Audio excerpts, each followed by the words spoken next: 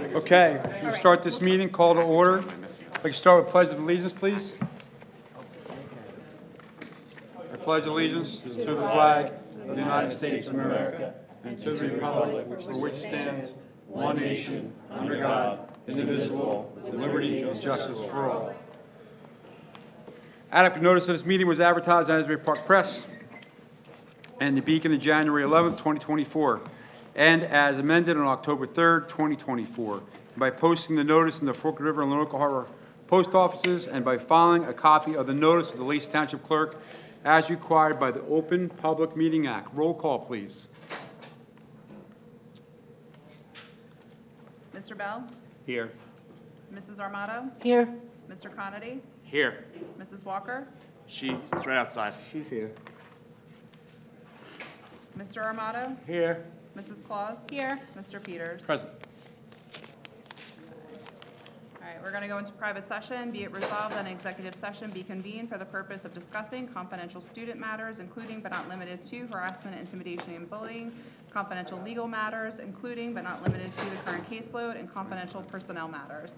The subject matter of these discussions will be disclosed to the public when the reason for confidentiality subsides. The length of the executive session is estimated to be approximately 60 minutes, after which the board shall reconvene and proceed with business at 7 p.m. Action may be taken. Motion? Motion, Peters. Second. All in favor? Aye. Okay, I have 7 o'clock. Start off with the pledge, please. I pledge allegiance to the flag of the United States of America and to the republic for which it stands, one nation, under God, indivisible, with liberty and justice for all.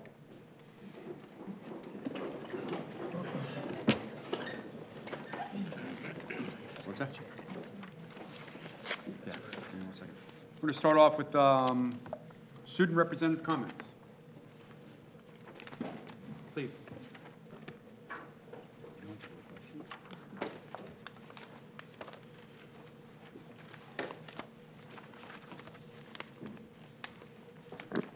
Good evening, everyone.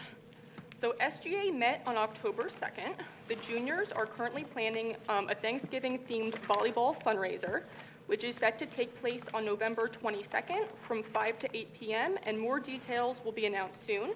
The executive board is currently preparing for the October 2024 homecoming dance and associated events, and also working on a grades 9 through 12 winter formal, which will be held in January. And last of all, the next SGA meeting will take place on November 11th. Up next, we would like to recognize October's unsung hero, Tatiana Febles-Perez. You may come up.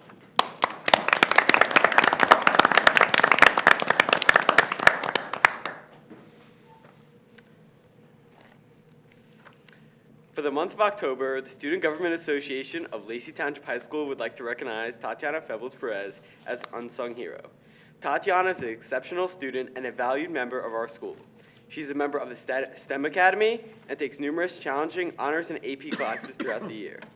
Tatiana has been a part of Surfrider, Interact, and robotics clubs. Furthermore, she is currently a member and executive board officer in the Student Government Association. She's also a part of both the swim team, track and field, and girls volleyball.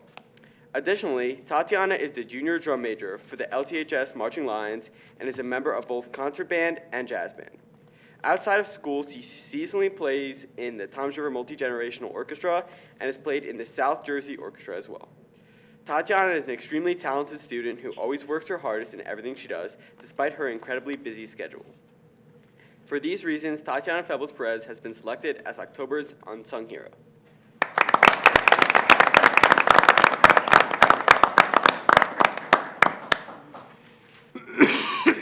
Congratulations.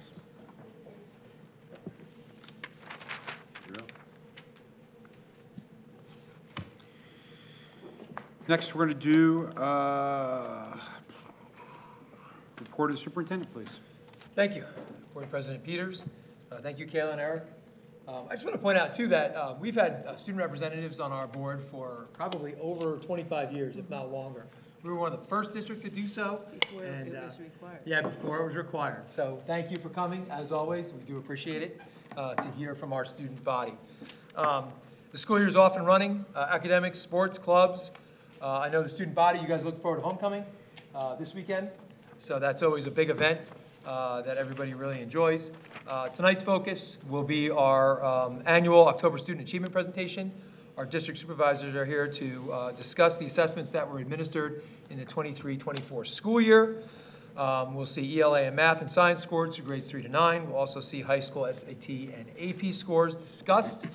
I want to go over real quick before we get to that. We have our annual HIB presentation. It's very brief. We do a self-assessment of how we deal with harassment, intimidation, and bullying in our schools. The maximum score that a school can get is 78. So the high school, under a self-assessment, which assesses from how you do programming to how you do HIBs in a timely manner to about 8 different factors are involved. Out of a possible score of 78, the high school scored a 74, the middle school a 75, the Mill Pond Elementary School a 73, the Lonoke Harbor School a 73, Forked River 73, and Cedar Creek School a 73.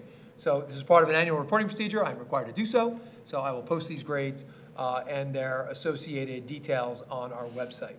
Okay, so without further ado, we're going to have, in order here, we have Dr. Dowd, we have Margaret Malloy, we have Michelle Amos, and I think taking a piece of it up, Mallory, you're towards the end of the presentation. Mallory Kukowski, they are our curriculum people. As they come down, Mr. Dowd is responsible for grades 6 to 8. More specifically, he's also responsible for ELA and social studies at those grades. Margaret Malloy, who's in the middle here, is responsible for math and science. And Miss Amos is responsible for the elementary grades K to 5. Ms. Krakowski, who didn't get out of her seat, is responsible for preschool. Okay, she's also responsible for special ed at the elementary level. Okay, they're going to show us our annual October presentation. We will also post this on our website either tomorrow or on Thursday. That'll be up for everybody to see. You're going to see our numbers, state numbers. You're going to see some comparisons, and they're also going to tell us what we're doing about those numbers, and one way or another, and how we're trying to adjust ourselves and really get ourselves better. State testing, remember, is one snapshot of our students. We firmly believe it's not the only snapshot of our students. We believe the end result, the end product coming out of our high school is excellent. I think you'll see that in the presentation as we go on as well. And we will show you those things, okay? Oh, and we didn't do Seniors of the Month. I didn't even put it on to me. I messed this up. Do you want to skip, or they'll I would wait? like to do Seniors of the Month, let them get out of here, because I'm sure they have I want them homework. to see the achievement presentation. Of course If they want, it's up to them. What do you think, Seniors of the Month? Yes, do it now? It's only my second board meeting. I messed it up. I think it's a yes. Sorry, Tom. Seniors of the Month. I apologize. Can you regroup that quick? Okay. Thank you. Tom Lytle is our very expert IT director of the many things, including the lecture hall. All right, good evening, everyone. Board of Education. Mr. Zalinski. King, I'm sorry. Yes, that's fine, I'm here. I apologize. Thank you, Mr. Peters. Not an issue at all. I'm here to celebrate our October Students of the Month. Our first October Senior of the Month is Sarah Rush. Sarah, come on out. Come on over, come on over. A round of applause for her family who's here as well. Round of applause for them.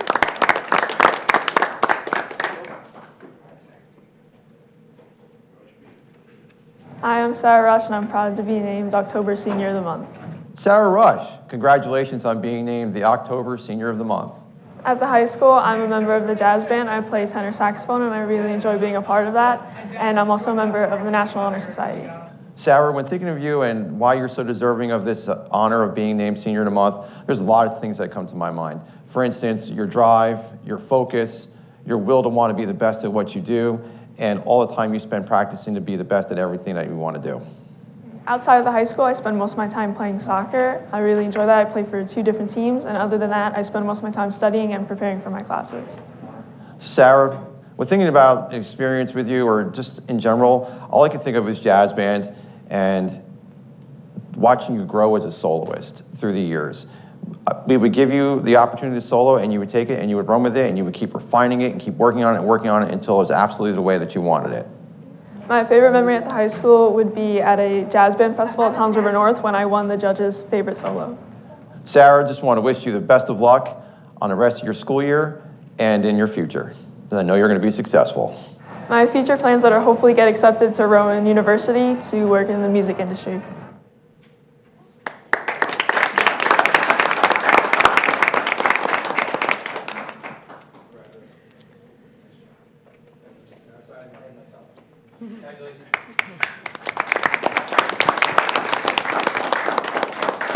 All right, our next senior of the month is Francisco Jimenez. Francisco, come on down.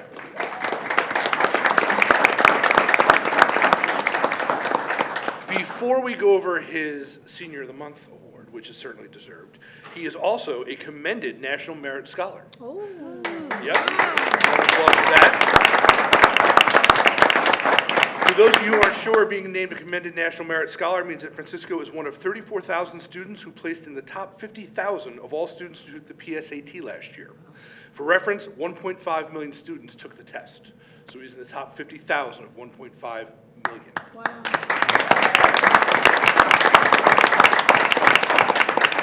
As a spokesperson for the National Merit Scholarship Committee stated, these students represent a valuable national resource. Recognizing their accomplishments, as well as the key role their schools play in their academic development, is vital to the advancement of educational excellence in our nation. We hope this recognition will help broaden their educational opportunities and encourage them as they continue their pursuit of academic success. So again, congratulations to Francisco on being an October Senior of the Month. A commended Merit Scholar, which is also amazing, and certainly good luck to all our students who will be taking the SAT and PSAT this Thursday. So, Francisco?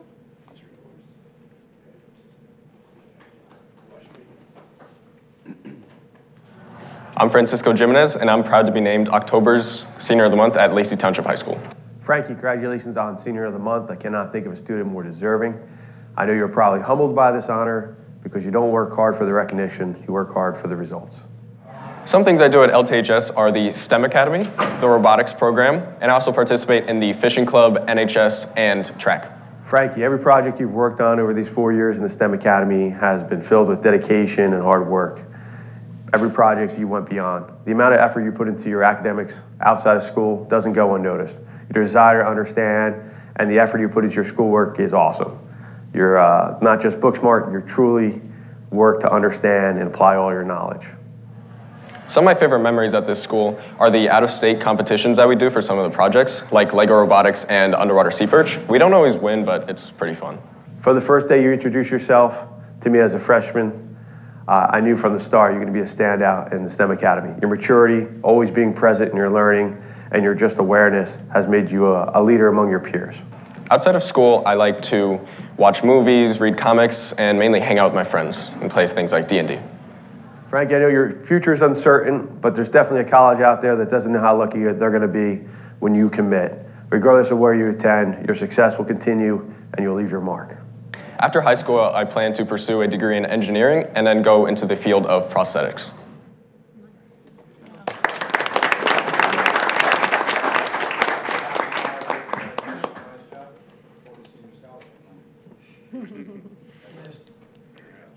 Wait, can I get a picture with your commended scholar thing? That's the other thing. Can I get a picture of this? I can get a picture, Can I put it on social media? Yes. There's a certain individual who's not here, I want to put it on Yes, social media. for a we'll minute. share it. Yeah, is that it? Yeah. Commended scholar, that's the one, yes. I'm squeezing. Do you mind? Yes, please. Do you mind? Because it's really, The public is not here tonight, but wish it was here. Yes. Make sure you get a picture of the sign. All right. Flag. Good, all right, gentlemen, nice job. Nice job, very good. Very good.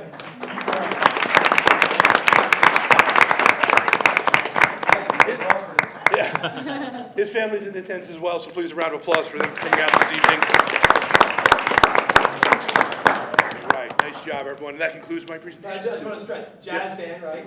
Oh, yes. Jazz band, robotics club, and all those really interesting things, you know, all part of Lacey Township High School, right? Really great stuff. Really nice job, everybody. Good job. Very good, congratulations. Nice, all right.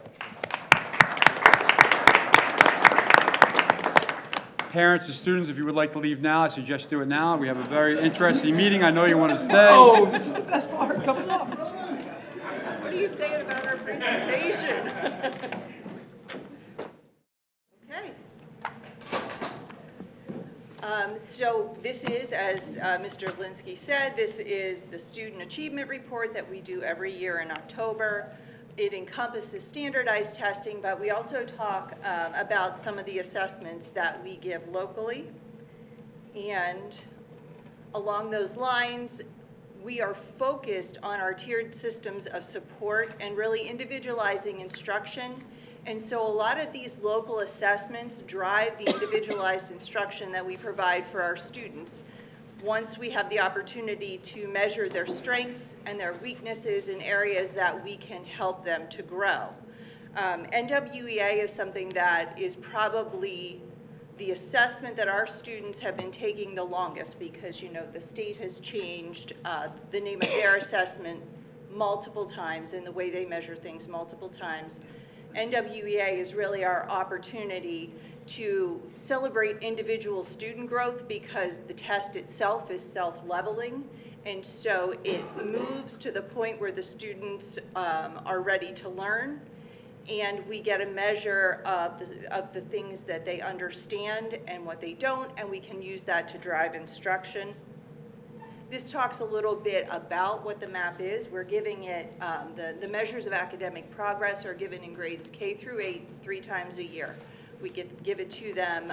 We're actually going to start giving it to them this week, and then they'll take it again in the winter and in the spring, and it gives us the opportunity to measure their growth, to see where we can individualize instruction and help them learn. It's personalized, as I said, it's self-leveling, and so it really helps to meet them where they are and move them forward. It's an opportunity for celebration, because if you look, the blue line indicates, this is last year's achievement, indicates their fall level. The black lines beside them always indicate the normative data. This is given to over 16 million students across the country. So this is a nationally normed test. And in most circumstances, our students are exceeding the national norms. And the scale is a little off, so it's hard to tell, but we're doing that pretty well across the board. That's K through 2 NWEA math from last year. And it's not moving. There we go. Grades 3 through 4 NWEA reading. Also, still exceeding the national norms. Grades 3 through 4 NWEA math.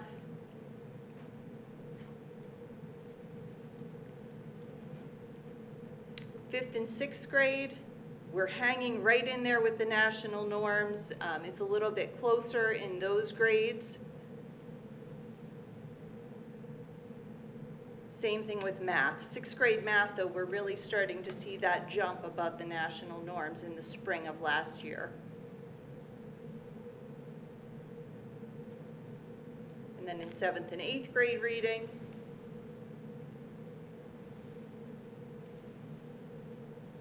and 7th and 8th grade math. I think we'll probably talk a little bit more about math when we get to the NJSLA. So when we get our scores back, we are measured by the number of students that meet or exceed the state, or meet or exceed expectations, and we're compared to the state. You can see in grade 3, we're lagging behind the state, but we have a large number of students who are in the approaching category, which is the category right before meeting. And they're within 10 points of moving to that meeting expectation. So we are really focused on that this year. We had PD Day yesterday. We took apart the evidence statements. We looked at the standards that students were struggling in. We identified areas that we can work with them to improve so that they're able to meet the state expectations. In fourth grade, we exceeded the state expectations. And in fifth grade, we were behind the state expectations or the state scores, but we grew more than they had grown the year previous. I got ahead of myself with my NWEA slides.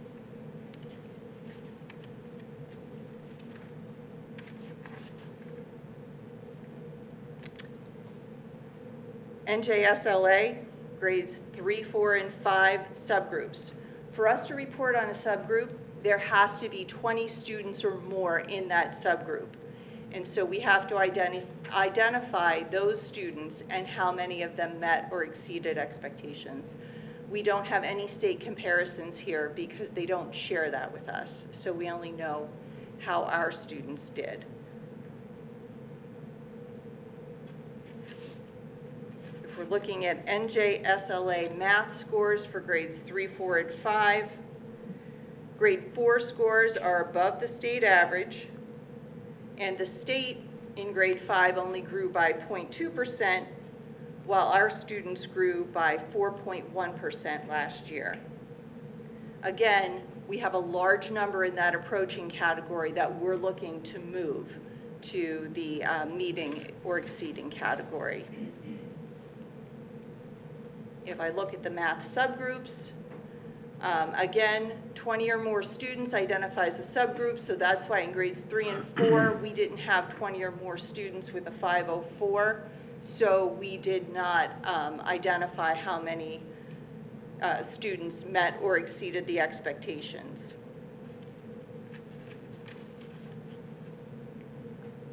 Can I ask a question? Sure. Is there a reason why third grade, fifth grade spike, fifth grade down? Is there any data behind that? My gut on our third graders is that they were our students that did kindergarten and first grade, either fully or partially remote. And that's why we have a lot of focus right now going on phonics and phonemic awareness, because that's something that's best taught face-to-face. And so I think we're making up ground there, is what I believe. I think, I think, it's not something that I can prove with statistics, but I do believe the fifth grade being in the elementary setting for another year is going to gain us great strides moving forward. I think it keeps the focus with one teacher a little bit longer, and I think you're going to see some great things with the growth that was coming at the middle school. So that's my gut. That's not, and we're trying, all different strategies to get us there. Are we seeing incremental growth every year? Even though we're not at the threshold yet, are we seeing, I wouldn't say significant growth, but at least enough of a number that says, hey, we're trending in the right direction. We don't have to course correct, just stay the course? So we're constantly evaluating whether we're moving in the right direction. The most difficult thing about this is it's not a cohort-to-cohort comparison.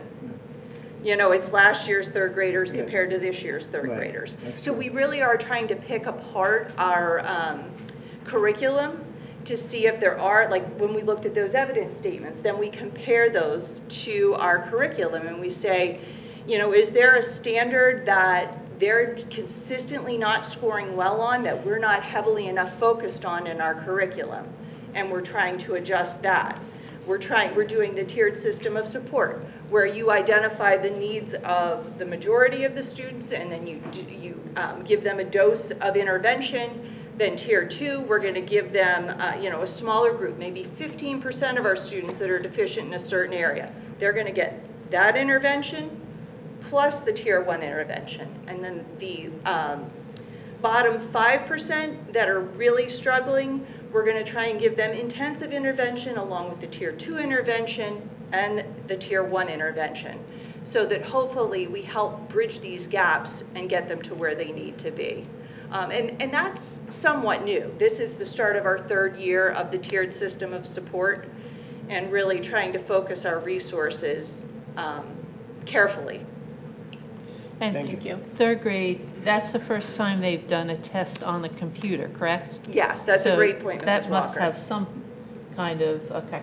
Yes, that is the first time that they take the I'd also NJSLA. like to add that we lost funding, we lost our data coaches. You guys are not only doing curriculum work, you're also doing the informational aspect, and searching where our weak points are and where we have to go after. And our data coaches, we used to pay to do that, we don't do that anymore, we have no money. So we also have a focus on small group instruction. We're having the teachers develop plans and really carefully focus that. Daily instruction in grades that we probably in the past had not needed phonics and phonemic awareness. We have that ability to focus our teachers there with Orton and SIPS and Fast Forward. IXL is being heavily used across K to 12, specifically though at the middle and high school. We are really digging into the NJSLA items, and when we were working with the evidence statements and we identified an area that we were struggling or we weren't as strong as we wanted to be, we went in and we got questions from the released items so that we're sure that not only are we teaching the content, but that we're asking questions in the manner that the state's going to ask the questions. Because some of those are a little confusing the way the state poses them. Most of them are two parts and a lot of details. We implemented standards-based report cards. And this is a big deal because implementing standards-based report cards meant that we were also implementing common standards-based assessments. So our teachers are giving tests that are aligned to the report card and make sure that we're measuring the standards that we're saying that are on the report card. So everybody's getting similar assessments, the same assessments, so that they can compare it. Their report card aligns with the standards and their grade book aligns with the standards, so we can really identify where students are struggling. Formative Loop is well received and old school. It's really just math fluency, getting them to solve problems quickly on paper, kind of like when I was in school and you did your times tables test. And that's not exactly what it is, but it is the idea of fluency, paper and pencil, getting that automaticity so that when they get to the test, they're not hung up in that portion of it. And then our tutoring programs that we do across all of the elementary schools and middle and high as well. All right, I'm going to get out of the way.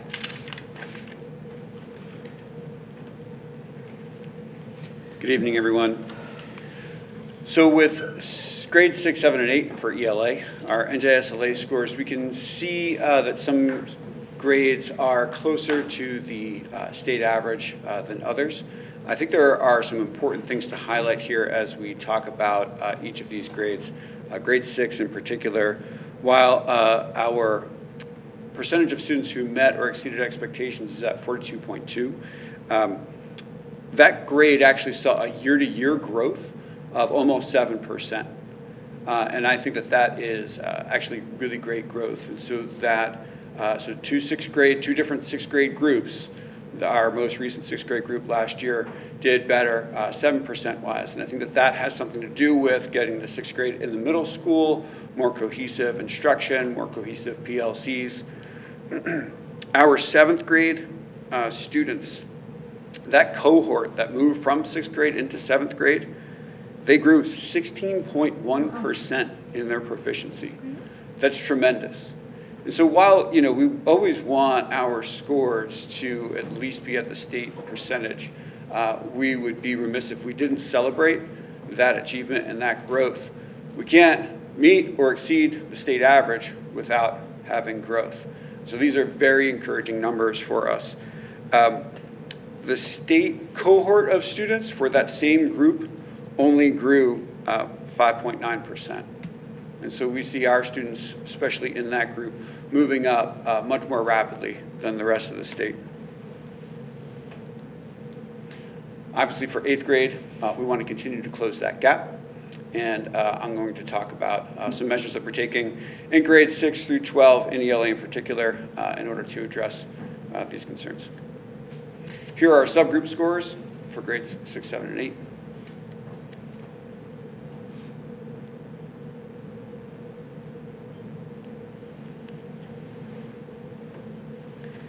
Good evening.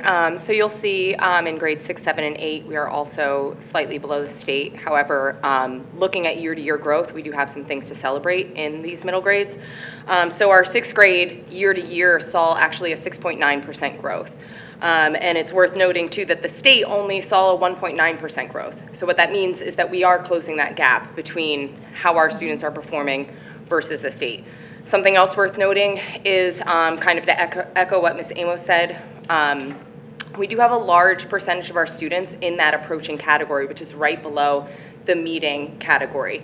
If you look at our scaled score, our average score, our 6th graders are actually above what the state average score is, which is really just showing that we have so many students that are right there that are very close to that meeting expectations. Our grade 7 also saw an increase in year-to-year from the previous year, grade 7, so 2 different groups of students. We saw a 3.1% increase, so again, we're closing that gap between the state. And the cohort of 7th grade students saw a 5.8% growth, which is phenomenal. Worth noting about our grade 8 scores, we have about a third of our population of the grade 8 taking an advanced test. So about a third of our population is either taking the Algebra 1 or the geometry and of course assessment. So we're seeing lower numbers in our grade 8, but that's not really representative of our whole grade 8 population. And also because we have such a low number of students that are taking that test, the difference, although it looks like about 7% between us and the state, that's really only about 7 to 9 students. It's really not a large number of students, and this is something that we're stressing with the teachers too, that every student counts, right? When we see those kids that are 3 points below the meeting score, we really are stressing that we have to be preparing our students to do the best that they can on this test. Here you'll see the math subscore groups. Just a reminder, if there's less than 20 in a particular area, we don't report on it, so you'll see some areas without a score.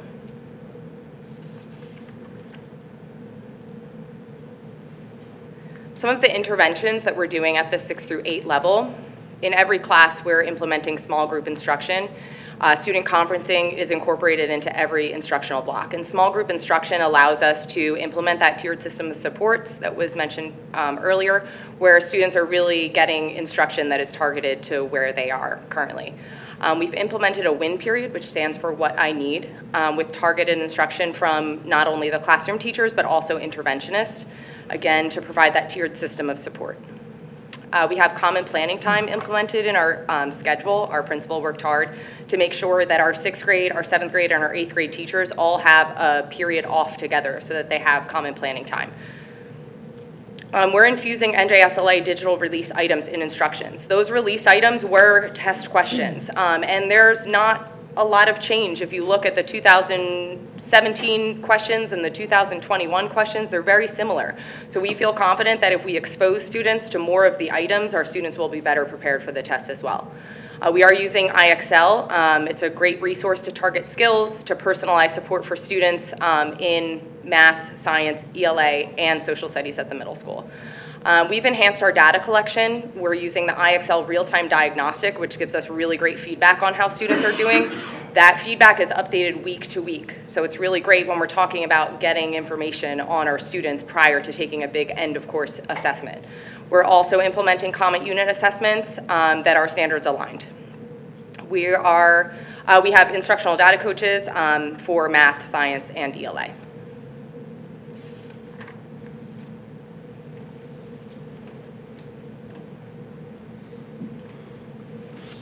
Ms. Malloy, I just wanted to punctuate maybe 2 things that she said there.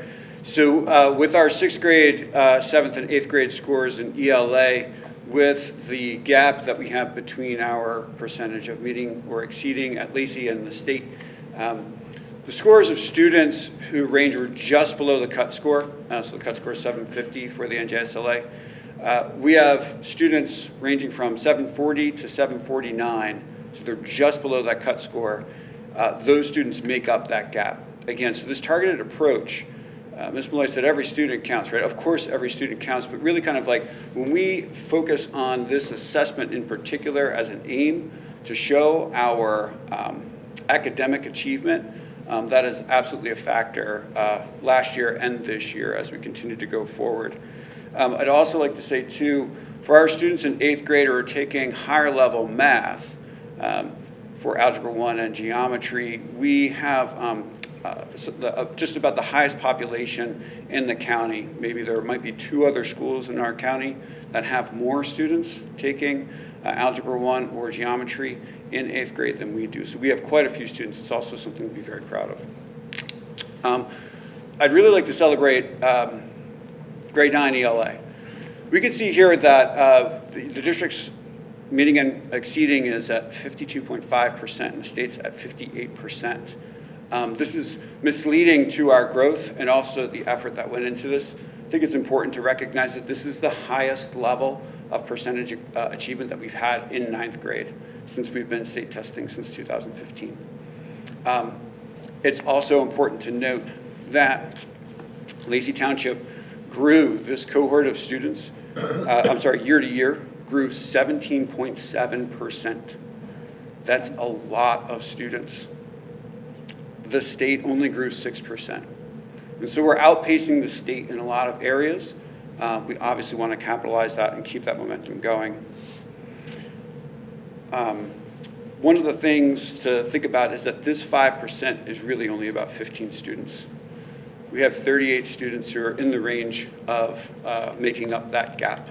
So we are so close. And again, the targeted perspective that we have on instruction and assessment, I think is going to be our compass and how we're going to achieve our goals. Here are our subgroups for grade 9.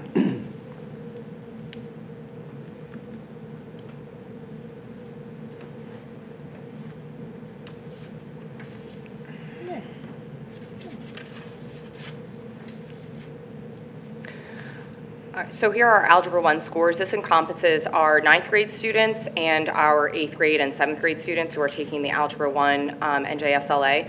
So as you can see, our district exceeded the state, which we're very proud of. We also saw significant growth in our students as well. So not only did we exceed the state percentage that met or exceed expectations, we also saw significant growth that is something to celebrate and be proud of. Our school district grew by 10.6% from the previous year, and the state only grew by 4.5%, so outpacing the state, and it shows.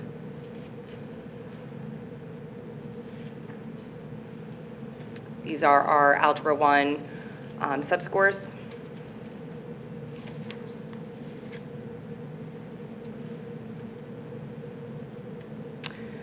These are our scores for our NJSLA geometry. These are only our 9th grade students who are taking the geometry assessment, so it's a very small number of students, and also our small group of 8th grade students that take the geometry assessment. So it's a small number of students, about 75 students take this exam. As you can see, we are below the state in the percentage of students that are meeting or exceeding expectations, but again, we have such a large number of students that are in that approaching category that our scaled score is only 3 points, our average score is only 3 points below the state average. Quick question, what's the determining factor of who takes the test? You said the small number of students. Yeah, so every student is required to take the NJSLA, the end of course assessment, from grades 3 to 9th grade. So when a student is in 9th grade geometry, they'll take whatever end of course assessment they're sitting in. So if you have a 9th grade student in Algebra 2, which we did have a couple of students, 9th grade students in Algebra 2, they'll sit for that exam, but we had less than the number to report on. No, I know, right? It would be, yeah. They did. They took it as 7th graders. Yeah. Yeah. So here are some interventions for grade 9, some classroom strategies. You'll see some similarities with our 6 through 8. Again, we're implementing that small group instruction. We really think any opportunity to provide students with any kind of support that is tailored to their needs, and also making that smaller teacher to student ratio can be beneficial. So student conferencing is incorporated, in every instructional block. We are using IXL as a resource to target skills and personalize their support in ELA and math. Again, we've had enhanced data collection from the IXL real-time diagnostic and our common unit assessments, which are aligned to standards. And worth noting is that we're also integrating in those NJSLA release items onto those common unit assessments. We're implementing small group instruction, and also we have instructional and data coaches for all of our core content areas. So moving on to science, students are tested at the end of grade 5, grade 8, and grade 11 in science.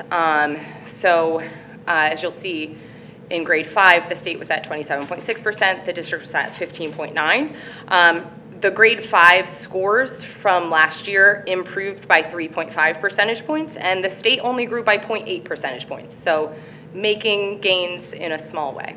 In our grade 8, we have a similar story. Our grade 8 scores improved by 2.6%, while the state only improved by 0.2%. So the state didn't see really any improvement. And our grade 11 stays a little bit below the state, so we'll talk about some things that we're working on in a minute. Here are subgroups for science.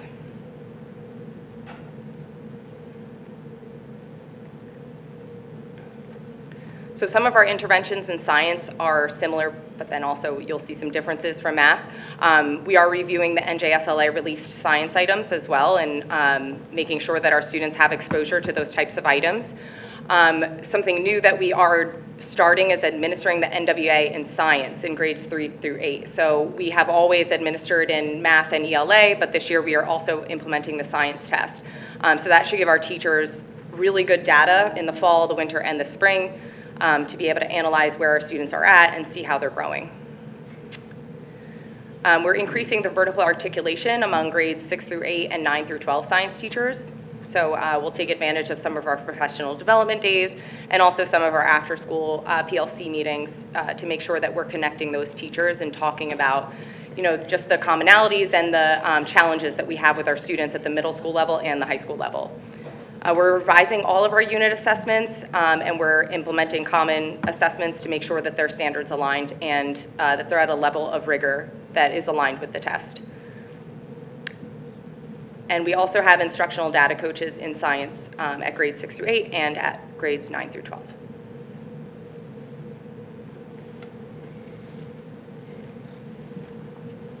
So moving on to our SAT results. Excited to show you that our district average is above both the state and the national average. So it's very exciting. I think we implemented a few different programs. Obviously, this is a testament to our core areas of study in ELA and in math, the gains that we're making there. And then also a special program that was created by Dr. Purpurai, our supervisor of guidance. We're working with students who signed up for this program. Miss Anita Soto and Mrs. Melissa Gaff both worked in that program, and we can see their results here. So absolutely phenomenal work. Very excited about that. We did present this table at the August meeting, but it's worth showing again in our achievement presentation. One of the highlighted numbers there, the 368 in the top right, shows the total number of exams that that our students took last year, 2024. This number is much higher than any other number in that column. And I think also something that is worthwhile to tout is as we expand access to AP and encourage AP and expand our program for AP, we are holding our percentage total of AP students with scores of 3 or better. That score of 3 is considered passing. It's also typically the baseline for a score where a college would award college credit for a passed exam in that course. So this is also exciting. Right now, Ocean County is participating in what is called the AP Colloquium. It is sponsored by our Ocean County Supervisors Group. We have College Board actually zooming in. We have an executive from College Board zooming in to talk with AP teachers in Ocean County. Tremendously proud of this program. And one of the things that's really great about this is that no other counties in New Jersey are doing this. In fact, it was nice to invite our partners from the north in Monmouth to come down to OCC for this. But College Board, when we asked them if they would present, they told us that no one's really doing this. And so it's really great to see that professional development come to our teachers, Our AP teachers are incredibly competitive. They can't wait until their scores come out in the summer. And then there's been a lot of celebration recently. So Can you go exciting back times. to the SAT slide 1 second? Sure. So we're better than the state, and we're better than national. I don't know if you can answer this question, but I'm going to ask anyway. So that's a significant number, 1071. Is there any way to measure what that equals in dollars and cents and scholarships for the student that scores that high? I wouldn't have that number here off the top of my head. I think that would be interesting to sort of quantify that idea when we get closer to scholarship night, you know, at the end of the school year, to see what students are being awarded, and you know, especially students who are going on to four-year schools that would require an SAT score. Just, I've seen this at another school. Do you think tracking that dollar figure would maybe promote kids, students, families to say, you know what? Yeah. Holy, look what we've done thus far in scholarship money, you know, let's hunker down, let's work a little bit harder here. Absolutely, to make that connection between achievement and savings, being able to essentially, afford when it. they go off to that four-year school. Yeah, yeah, absolutely. What's our comparison 10 years ago? I think we've been in the 1040 to 1050 range, generally. I don't have a number for 10 years ago available. We can certainly look it up. But this is one of the higher numbers that we've had recently. Nice job.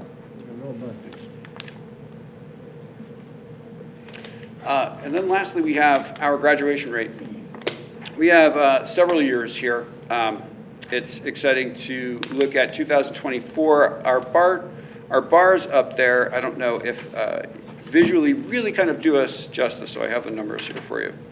In 2021, Lacey Township was at 89.4. In 22, we were at 93.7.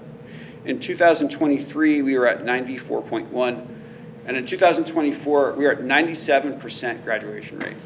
It's something to celebrate.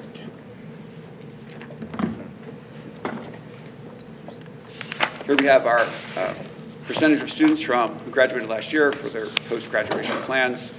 We can see that we're relatively steady in four-year college over the last 4 years. Also with two-year college.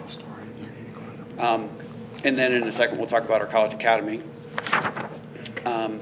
Then trade and technical and military, all about the same. This is really something to celebrate. We had 28 students earn their associate degree at Ocean County College about 2 weeks before they actually graduated from high school last year. This brings our total up to 161 total students who have graduated from college while attending Lacey Township High School. That's beyond exceptional when we talk about state numbers and then also county partners. There is a school on the campus of Ocean County College, Performing Arts Academy, that probably will catch up to us because they're on the campus of Ocean County College. And this program is embedded into all of the students who go through the college academy there. But this is for a comprehensive high school. There's no other school in Ocean County that's coming close to offering their students this incredible opportunity. And it's also really exciting to see how many students, every senior class, take advantage of it. We also have 100 plus students receiving college credit through dual enrollment at OCC in their courses. And then 16 students excelled in AP classes and purchased 29 courses, 97 credits worth, through FDU early college program. So a lot of opportunity. I have a ninth grade kid, and so this is the kind of thing that we're looking for in order to make sure that we can give her the best experience possible. And I hope that our students and families in Lacey Township High School realize the same thing. Probably fair to say 161 would save $60,000. Yeah. I would say that. We're quantifying the money that can save a family.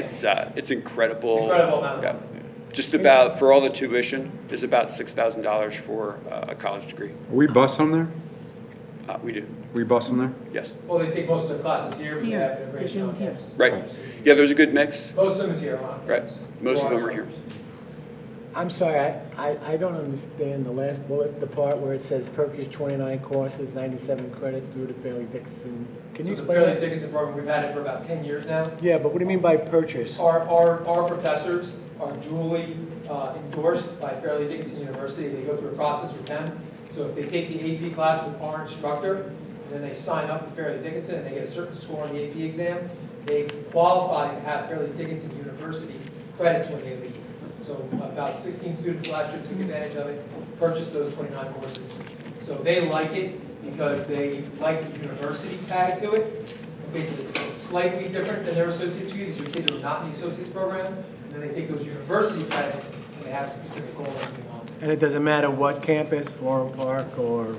No, they can use it at any university that they decide they go to. Oh, Doesn't have to okay. be Fairleigh Dickinson. Oh, okay. All right, thank you. Yeah. Sorry, I didn't know that. So potentially a graduate of Lacey Township High School could have several transcripts, one from Lacey Township High School, of course, one from OCC, one from Fairleigh Dickinson, Huh. depending on the variety of courses Shame on they've me. taken. Yeah, I've known some of our students struggling with the Common App because they have to download multiple transcripts. It's a good Right, problem. right. There's a lot of them do that.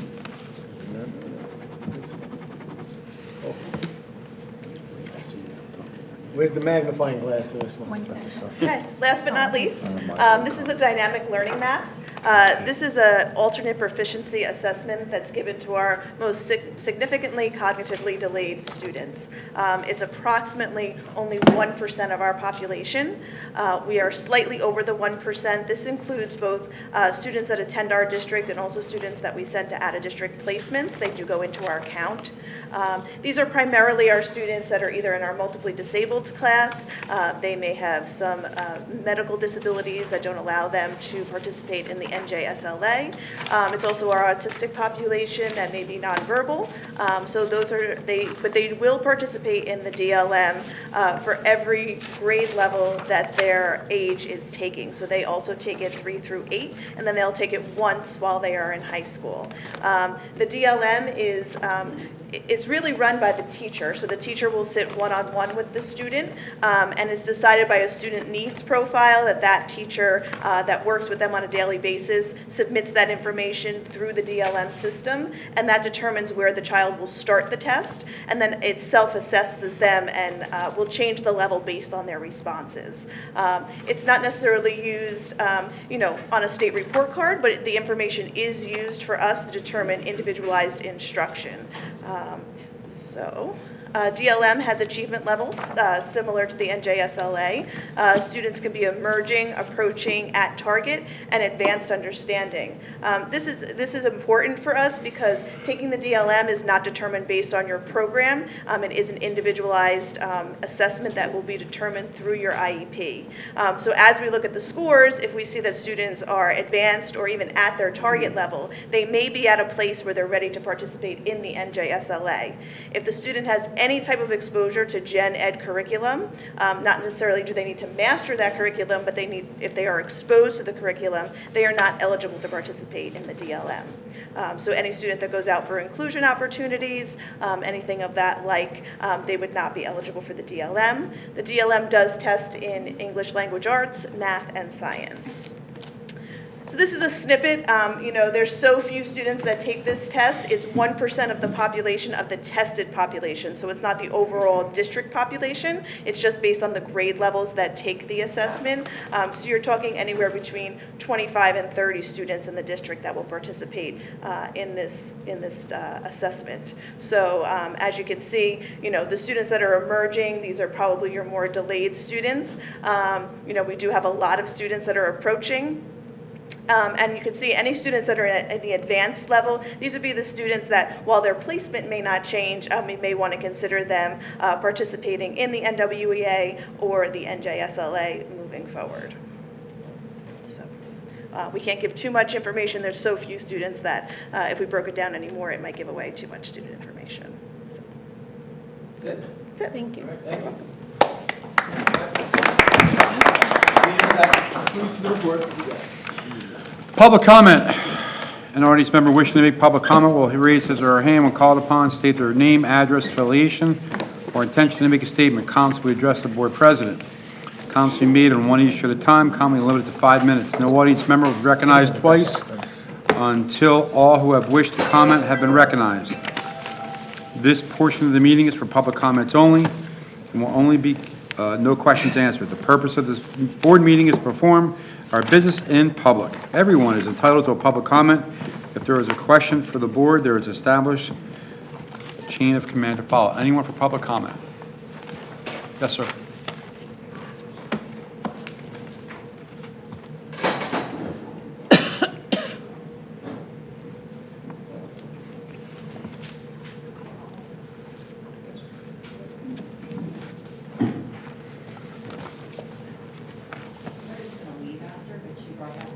Not a problem.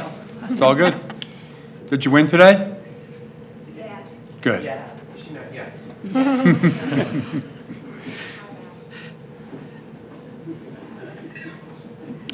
Is she going to be speaking or are you going to be speaking? I'm going to speak. Okay. Please. Thank you.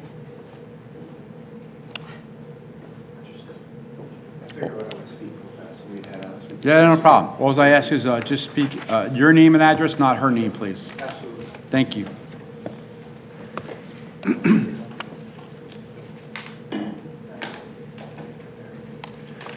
Actually, what I'd like to do is, I'm just gonna hand, I didn't bring enough, you know, for how many people. So I'm just gonna, hand, and maybe in between, because this was something I sent to everybody. Sure. So if you don't mind. Thank you. You're welcome. Thank you. Thank you. You're welcome, thank you.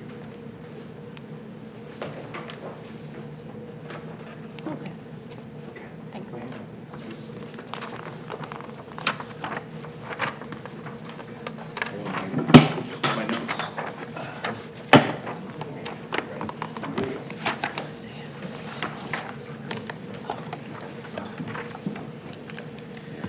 Good evening. My name's Bernard Johnson. I, including my family of 6, live on 320 Cedar Ave, Lenoka Harbor, in front of Hebrew. This is my daughter, which I'm not going to say her name. Thank you. I appreciate that. And my reason for being here is that I was at Mr. Zielinski's office this afternoon. I think he probably already knows why I'm here for sure, but I did send some email to everyone here, so I don't know if you remembered or want to refer back to it, but I thought this would be the best opportunity to discuss this with you in person, as I've already been to the Lacey Township, the transportation, had conversations with what you see in front of you with the DOE, in relevance to my purpose, just making sure that I note it here with everyone about today's visit and this evening's visit with my daughter here. So, thank you, by the way, for giving me this opportunity to speak this evening. I'm here today to address the district's transportation policy as it relates to my daughter, who's 12 years old and a student of Lacey Middle School. While I understand the state of New Jersey's guidelines requiring students within a 2-mile radius to walk, I believe the exception should be made for safety concerns, particularly for families living in dangerous roads. As I said, I live on 320 Cedar Ave. First and foremost, my daughter walks to school alone and on a street with a speed limit of 45 miles an hour. This high-speed traffic poses significant safety risks, especially for young pedestrians and young ladies like herself. Unlike in quiet residential areas, drivers on roads like mine are often traveling at high speeds, and even moments inattention can lead to devastating consequences. Children, especially at the age of 12, are still developing, and we just watched a little bit of this earlier, at age of 12, still developing their judgment and reaction times when it comes to traffic, making it even more dangerous for them to on negative such roads like mine, like ours. So additionally, the infrastructure on this road is not designated for safe pedestrian travel. For instance, the sidewalks on the other side, there is no sidewalk. The crosswalks, we have 2 crossing guards. One is literally 0.6 miles from my house, which is, I know it doesn't seem like a lot at 0.6, but it is kind of far when you look on the map. Adequate lighting in the morning time. If you're not familiar, when I drive home, or when I walk home, or we come home, or those that travel, you have to drive very slow because the sunlight is in your face when you come across. Not to mention that in the morning, it's going to start being dark out. You know, so I'm just saying these things as a reference so that everybody on this board understands that this is my daughter and I'm very, very concerned. I have 3 other kids who are now older, 2 who go to this high school. And I've never had such an issue like this in the past, and I felt comfortable and safe like I need to for my young daughter. And it's dangerous. Regardless of any situation, it's dangerous, especially in the afternoon hours and in the morning hours. I've also learned that other schools and districts in the state of New Jersey provide transportation to students who live within the 2-mile radius in cases where traffic or road conditions make walking unsafe. These districts have recognized that while the state guidelines are general rule, exceptions must be made when children's safety is at risk. It's plain, this is my child, it's for everybody. I urge the board to consider adopting a similar stance, as this current policy does not account for these potentially life-threatening circumstances. Something happens to my daughter, I won't forgive many people in my life. She's the last that I have of the other 3 that are now getting older, and I don't even see the one because she's in college all the time. So, as a taxpayer in this township, I contribute a significant amount towards the school district, with 80% of my property taxes funding the districts, including transportation services. It seems only reasonable that the portion of this funding is used to ensure that my child's safe commute to school.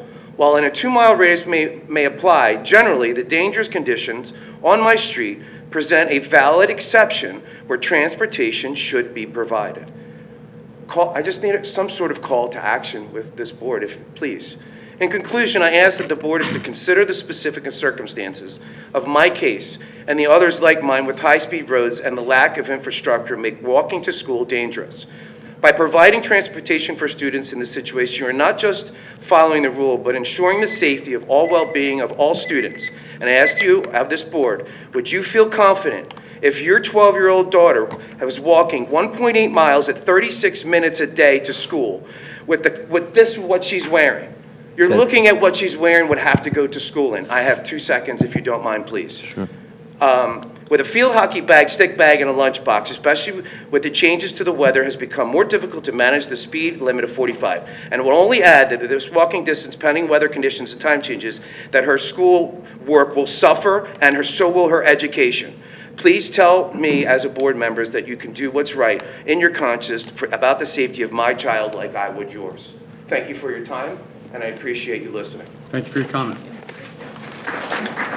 Thank you. Anyone else for public comment?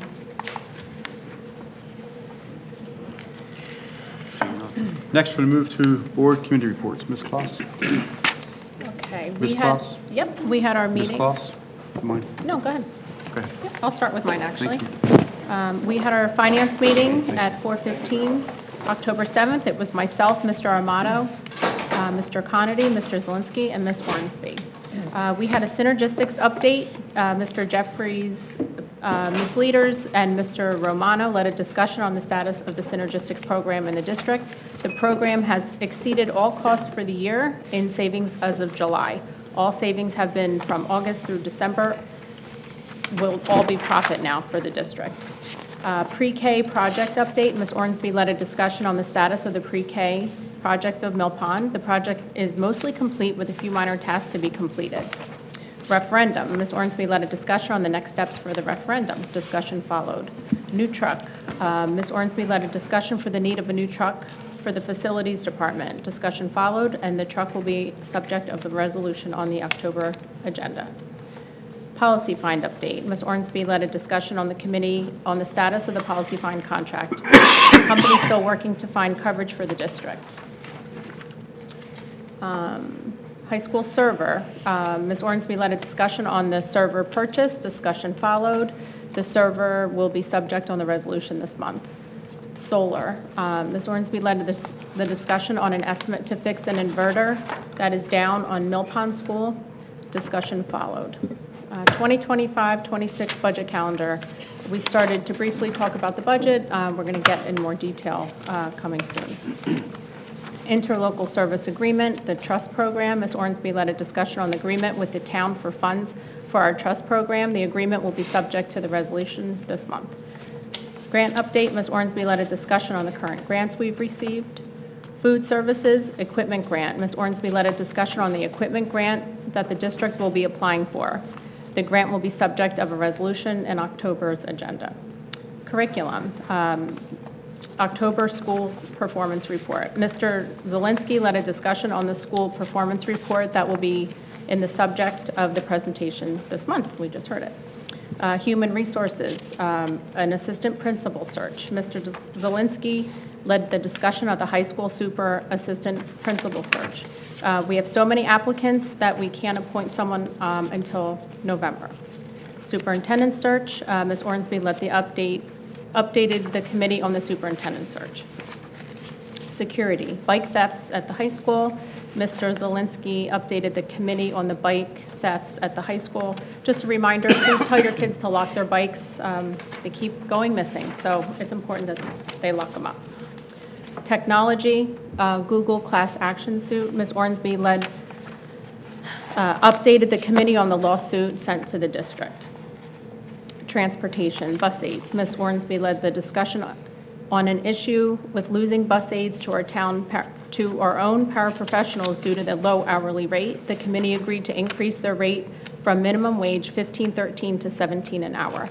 The increase will be subject to this month's agenda. Shared services agreement, bus aid. Ms. Ormsby led the discussion on the agreement with Manchester School District for a bus aid. The agreement will be on this month's agenda. We also talked about the board district goals that we'll be doing it soon, just so you know. We're a little behind, but we'll get there. And that's it. Our next meeting is November 14th. Okay, the next, let's do policy. Mr. Conity, please.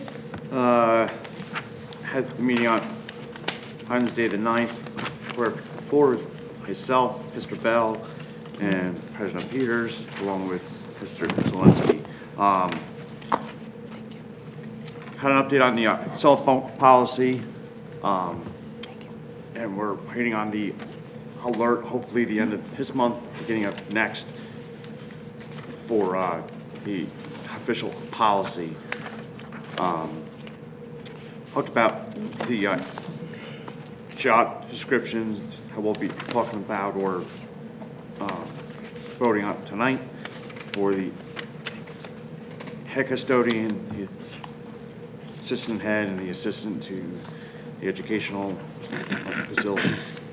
As far as policies, spoke about policy 2132.01, tabling that till November. We get some more information.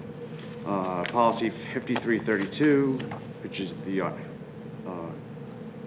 TNR mandate policy. And then policy 5337 for service animals, which will also be a new policy. We also discussed policy 5337.1, which will also be new for therapy dogs. We also discussed the board and district goals and the InformaCast testing. And our next meeting will be the 13th of November at 4:15. Thank you. Ms. Walker, please, for curriculum. Okay, we had a curriculum meeting on October 8th. In attendance was Mrs. Amato, Mr. Bell, Mr. Zelinski, and myself. One of the things we discussed was that the advanced film students and their instructor, Mr. Merman, will travel to the film festival in New York City. Students will have their own film previewed at the festival. This trip is being funded by the Lacey Recreation Department, and we thank them for their generosity. And kudos to our Mr. Merman and his students. That is quite an exceptional experience for them.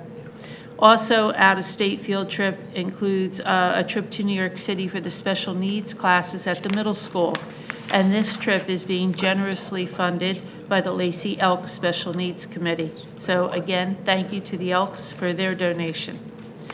Thank you to our administrators for doing the October performance report. We appreciate it.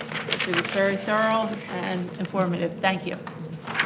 Mr. Zielinski discussed the annual report. He did it tonight for the HIB, School Self-Assessment for Determining Grades under the Anti-Bullying Bill of Rights Act. Thank you for doing that. Under special education, he shared with us that restraint training for all paraprofessionals that they will be receiving restraint training. The child study team trained in Linkit, that's using data to analyze caseloads. The extension of data analysis tool to all case managers. This will allow them to make better informed instructional decisions for their students. We also discussed under special education the 18 to 21-year-old program work-based learning, where students are working in different stores within our district. And let's see, technology, we discussed the high school's SAT and PSAT program, which allows the administration of the SAT and the PSAT to all students in all grades. We discussed the addition of library research tools in the high school, implementing Noodle tools for research tools, and Sora, an online library similar to the county library system. New Jersey Tracks, Mr. Zielinski discussed this report, which is an annual report that assesses our online readiness and access for 2 devices for our students. We talked about several intergenerational trips. There's at least 8 of them here. And just a reminder, Trunk or Treat will be October 29th at 4 p.m. here at the high school. We're still looking for a cooking teacher, if anyone is certified in teaching cooking. I am definitely not. Does the school Sal, of you might. Motto certify me? And the under other, either Kim or Jack already spoke about that. And our next meeting is November 12th at 2:30 p.m. Thank you. Thank you. Now we're off to superintendent comment. Mr. Zielinski? So I just wanted to really appreciate what our district supervisors have done in a pretty thorough presentation, one of the more thorough that we've had. I think we've seen some good gains. There's always work to do.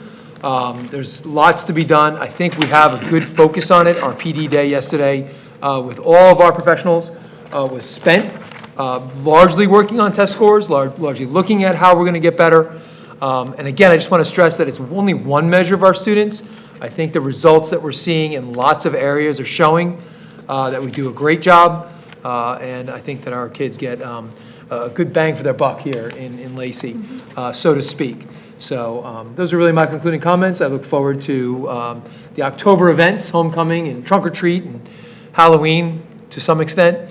Yeah.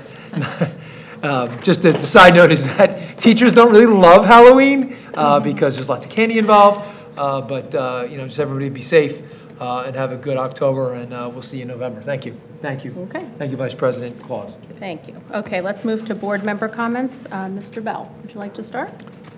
Nothing for tonight. Okay. Ms. Armato? Just congratulations to all the seniors of the month. Let's do Mr. Armato. I have nothing to add. Okay. Mr. Conity? Same. Thank you. Jeez, quick. Ms. Walkers? Nothing other than to congratulate our students of the month and our unsung hero. And again, the presentation that was put on tonight. Thank you. Thank you. Okay, I have a email that Mr. Peters wanted me to read. My family and I would like to take the time to express our appreciation, both as educators and parents in the district, for steps that our district has taken to restrict the use of student cell phones in our schools. While I understand that this action may not have been without challenges and dissent, it was the right decision, and we are witnessing the positive outcome through our daughters and our students. We would like to thank Mr. Zielinski and all the district administrators for their hard work in taking on this difficult task. Our children, who are current students of Lenoka Harbor School and the Lacey Township Middle School have wonderful start to the school year due to their efforts and initiatives. We understand the adversities the district has faced and continues to face each day, but we wanted to highlight the hard work and that is benefiting our daughters. Thank you for your continued efforts, and we look forward to the new initiatives and steps to make our school district succeed. Thank you. Very nice. Yeah, that was very nice. Okay, now we're going to go to new business on our agenda. Okay. Page 2, meeting minutes, A1. Motion, please. Second. Second. Roll call, please. Mr. Bell? Yes. Mrs. Armato? Yes. Mr. Conity? Yes. Mrs. Walker? This is number 1, right? Yes. Yes, A1. Yes. Mr. Armato? Yes. And Mrs. Claus? Yes. Thank you. Page 2, list of bills, A2. Motion, please. Motion. Second. Second. Roll call, please. Mr. Bell? Yes. Mrs. Armato? Yes. Mr. Conity? Yes, but I need to abstain on 955, 136, 289, 299, and 283, 300. Thank you. Mrs. Walker? Yes, and I have to abstain on bill number 955337 due to conflict. Thank you. Mr. Armato? Yes. And Mrs. Claus? Yes. Thank you. Page 2, transfers and S1701, A3 and A4. Motion, please. Motion. Second. Second. Roll call, please. Mr. Bell? Yes. Mrs. Armato? Yes. Mr. Conity? Yes. Mrs. Walker? Yes. Mr. Armato? Yes. Mrs. Claus? Yes. Page 3 through 6, finance and facilities, A5 to A14. Motion, please.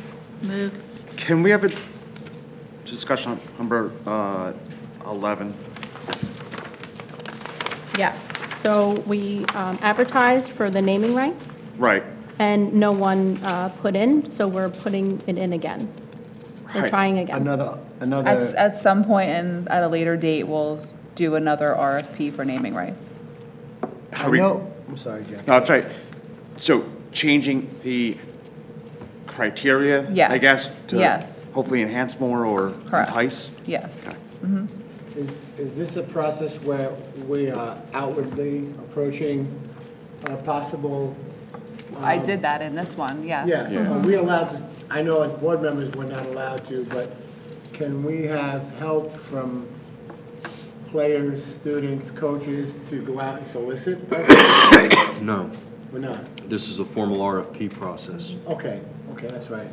Okay. But we can help spread the word that it's advertised, correct? Yeah. So if you know of anybody, Sal. So can we do an ad Yeah, we on the did. sign? on Outside the electronic sign? Yeah, it was on the Because we're website. looking- Yeah, and you could put a link up to the RFP Yeah, to we try have- and draw in more bidders. No, I'm talking about the actual electronic sign that we have outside when we announce Student of the Month. Yeah. Hey, Oh, we keep could your probably eyes do that. open for possible naming rights sort of thing. Can we do that? The board is requesting proposals on naming rights. Yeah, Boom. can we do that? Okay. Sure. I'm just trying to, I know I read it all the time, I don't Get know. it out there more. And then you got Yeah. the new one on the corner of. That's through a township, so I don't know if they're gonna put anything out there in regards to that, but. I'll put it on my Facebook page. There you There go. you go. We can all share. I also don't think there's anything to stop you from putting the ad a little more high profile in the paper, right? Because you have Yeah, to it's on- advertise in yeah. two papers, so you just call the paper, make sure they're giving it the play it deserves. Are board members allowed to talk about it? And Well, you can talk about it, but you can't talk about any of the responses, and you should really let the criteria and the specifications that are in the RFP packet itself speak for I'm itself. talking about creating awareness. Hey, did you know Right. that we have a Yep. naming right? As long as you don't get into specifics, because think of it like a construction job, right? The contractors, they bid, but then they have an info session, right, where they get all their questions answered about the bid specs. So just as long as everybody's hearing the same thing. Okay, Yep. so we can create awareness and then stop, don't move forward. Direct them to me. Right, okay, thank you. Okay, Thank you. We Are just need we- a second. If you need that Second? motion, I'll, yeah. Is that a second? No, I need a second. I need a second, please. Second. Okay, roll call, please. Mr. Bell? Yes. Mrs. Armato? Yes. Mr. Conity? Yes. Mrs. Walker? Yes. Mr. Armato? Yes. And Mrs. Claus? Yes.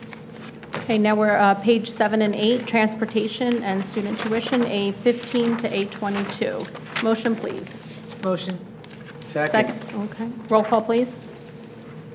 Mr. Bell? Yes. Mrs. Armato? Yes. Mr. Conity? Yes, but on A21, I need to abstain on Mr. Ramo, please. Thank you. Mrs. Walker? Yes. Mr. Armato? Yes. Mrs. Claus? Yes. Thank you. Page 8 and 9, other, A23 to A30, please. Motion, please. Motion. Second. Roll call, please. Mr. Bell? Yes. Mrs. Armato? Yes. Mr. Conity? Yes. Mrs. Walker? Yes. Mr. Armato? Yes. Mrs. Claus? Yes. Just, Mr. Conity, on number 33. We didn't get there yet. Oh, we, Yeah, we're We're still only on at 30. 30, right? 8 to 30. oh, my bad. Yep. Page 9, policy and regulation, A31 to A32. Motion, please. Motion. Second. Roll call, please. Mr. Bell? Yes. Mrs. Armato? Yes. Mr. Conity? Yes. Mrs. Walker? Yes. Mr. Armato? Yes. Mrs. Claus? Yes. Page 9, Hibbs, A33 to A34. Motion, please. Motion. Second. Roll call, please. Mr. Bell? Yes. Mrs. Armato? Yes. Mr. Conity? Need to abstain on number 33 and yes on 34, please. Thank you. Mrs. Walker? Yes. Mr. Armato? Yes. Mrs. Claus? Yes. Page 10, donations. We have $4,674 in donations. Motion, please. Motion. Second. Roll call, please. I have a question, please. The donations that I spoke about for those trips, should that be under donations I noticed it. We'll do it next month. next month? Yep, Okay. it hasn't happened yet. Those trips haven't happened yet. All right. So we'll do it next month. Okay, thanks. All right, Mr. Bell? Yes. Mrs. Armato? Yes. Mr. Conity? Yes, and thank you. Mrs. Walker? Yes. Mr. Yes. Armato? Yes. And Mrs. Claus? Yes. Page 10, programs and curriculum, C1 to C2. Motion, please. Move. Second. Third, Roll call, please. Mr. Bell? Yes. Mrs. Armato? Yes. Mr. Conity? Yes. Mrs. Walker?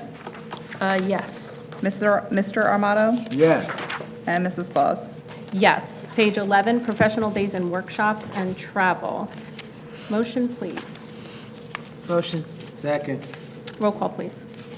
Mr. Bell? Yes. Mrs. Armato? Yes. Mr. Conity? Yes. Mrs. Walker? Yes, except I have to abstain on Margaret Malloy. Thank you. Mr. Armato? Yes. Mrs. Claus? Yes. Page 11 through 16, certification personnel, E1 to E18. And this is as amended per the green sheets that you guys all received. Motion. Second. Roll call, please. Okay. Mr. Bell? Yes. Mrs. Armato? Yes. Mr. Conity? Yes. Mrs. Walker? Yes. Mr. Armato? Yes. Mrs. Claus? Yes. Page 16 to 19, non-certificated personnel, F1 to F9. Motion, please. Motion. Second. Roll call, please. Mr. Bell? Yes. Mrs. Armato? Yes. Mr. Conity? Yes. Mrs. Walker? Yes. Mr. Armato? Yes. Mrs. Claus? Yes, and I believe we have a walk-on resolution tonight. Yes. Okay, so we have termination of employment contract. Move that the board approve the termination of employment contract of the following staff: 858080, employee ID number, effective 10/16/24. Motion? Motion. I'll second. Roll call, please. Mr. Bell? Yes. Mrs. Armato? Yes. Mr. Conity? Yes. Mrs. Walker? Yes. Mr. Armato? Yes. And Mrs. Claus? Yes. Thank you. Is that all? Motion to adjourn? Yep. Okay. Motion. Motion to adjourn. Second on it? Second? Second. Thank you. All in favor? Aye. Claus, yeah. Vice President Claus, here you go. Oh, yeah, I get to hit something. Hit it.